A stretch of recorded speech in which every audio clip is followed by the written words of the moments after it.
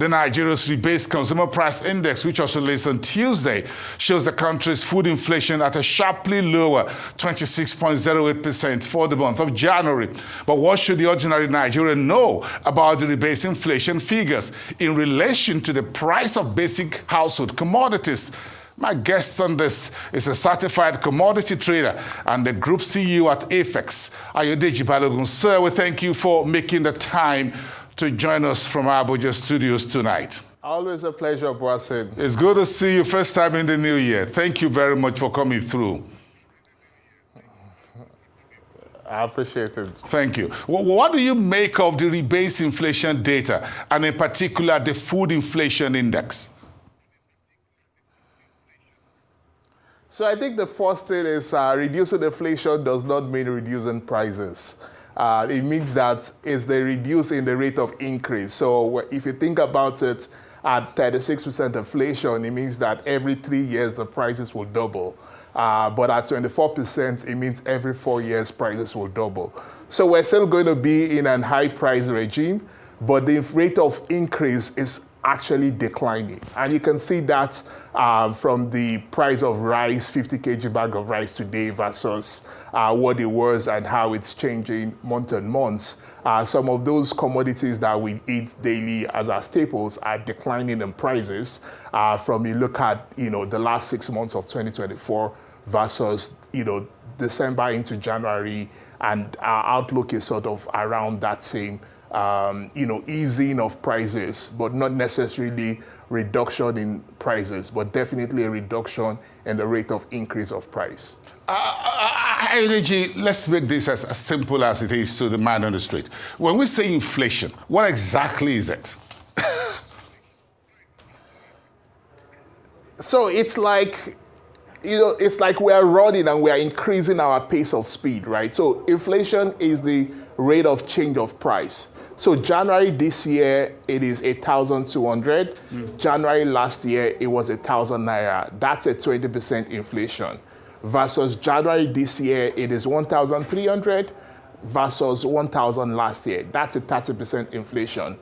In both scenarios, between the 30% inflation and the 20% inflation, prices have still increased.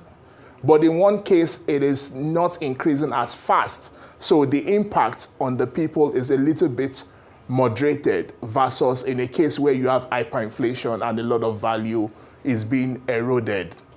Okay, so Ayodeji, I'm the one who gets into some hot water here around myself and others who say, look, Bosi, you're the one who talk finance and all that. Inflation, is it a year on year, month on month? Some folks say maybe inflation calculation should come to hour by hour, minute by minute, as it were, to use some phrase from some of my folks here in the newsroom that, look, inflation. Now, so what are the realities of the price of basic commodities? That's what Nigerians seem to be interested in relation to what the official food inflation index shows.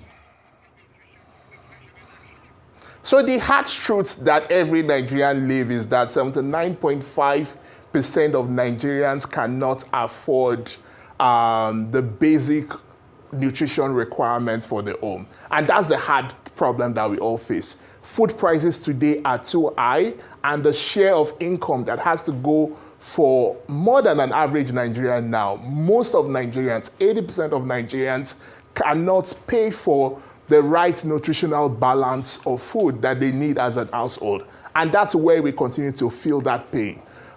In the short to medium term, this is going to still remain the reality of prices. But then we're not going to have the same type of scenario we had last year, where almost every month that price was jumping up. So it was like, we started the year with a loaf of bread at 600, and then it went to 900, and it went to 1,300, and then it went to 1,600. Today it may still continue to be around the 1,500, 1,600 for the next 5 to 6 months. So we're not going to be worse off, but we'll probably be around the same level. But we'll still continue to feel the pinch of that cost of food price. Yes, in most of the households. Yes, I was trying to find, to read the minds, how should ordinary or an average Nigeria read the latest food inflation data and what the expectations should be in terms of market prices of basic soft commodities? Or what are you seeing as an FX, as a commodity exchange? You and your team are on this every day over the last few years. What's the market saying right now? So today we're seeing declining price. Our FX commodities index has declined by about 9% January to date, meaning that the prices are easing. For instance, a ton of maize have started the year at about 650,000, which was also above the import parity price. But what we've seen today is that it's now come down to about 480, 530 in the states in the northern Nigeria, also in the southern part of the country, which is an ease in price from where it is. We've seen this consistent across the commodities. A number of factors affecting this. So first is that some of the challenging things from last year, both from a global international food price that was easing down from the COVID Russia and Ukraine crisis. We've won all of that out, and now international prices are back to pre-Russia-Ukraine levels. So that's one factor. The second factor is that we've also, from an inflation standpoint, won out the effect of the change in petroleum price and the change in logistics price. So that we're wearing that out now, and it's no more a factor. It's still a factor in the high price we are paying, but it's not an inflationary impact is now almost worn out. The last is the dollar impact. So if you recall last year, we had that surge. We started the year at about 1,000 naira to $1, and it went to the peak of about 1,800.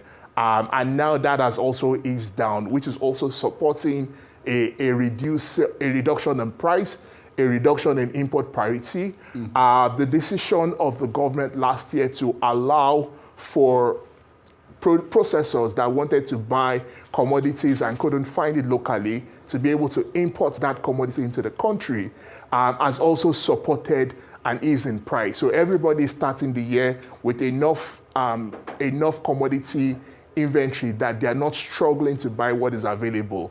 But this is working, and our forecast is that if the prices for major raw materials for food and beverage will continue to be moderated in the first half of the year. But then we also need to also think about what are more systemic issues we have to deal with. We're still producing less food than we consume. We cannot rely on imports. We cannot import our way out of this problem. We have to produce more food, and government must have concerted efforts to ensure that our productivity is increased. We produced about 10 million metric ton more foods for the country for us to really be food self-sufficient. Yeah, I was just about to touch on food sustainability, the policy on food import, increasing local agro productivity across the season. So how much more do you think we can do in that regard in the new year if we're going to make sure that at least folks can have the best for breakfast, lunch, or dinner, whatever they decide upon, and see that inflation continue to moderate? We just say perhaps goodbye to a price of a loaf of bread at 600 since 1,500, 1,300 looks like the new normal. So, President Bola Ahmed Tinubu promised Nigerians in his August 14th speech that we're going to produce 10 million metric ton hectares of food. This is the vision we have to get to reality. We need to have concerted efforts to ensure that more people are producing. The volume of food being produced is higher, the productivity of farmers are higher, the efforts around importing mechanized equipment to support more mechanized and more commercial farming is a welcome development, but we need to get from the policy into actual implementation as soon as possible. The challenge with agriculture and the food system is that there is a lag effect. Whatever you do today takes about 6 to 9 months for it to affect prices. Whatever you also don't do today takes about 6 to 9 months for you to affect prices, meaning that for you to correct things, you have to think more long term. So now is the time that we must start to work ahead of the May-June harvest. some states are still producing in the wet season now. We need to double down efforts on fruit production. We need to double down effort of productivity and yields. We need to produce 10 million metric tons more food as a country.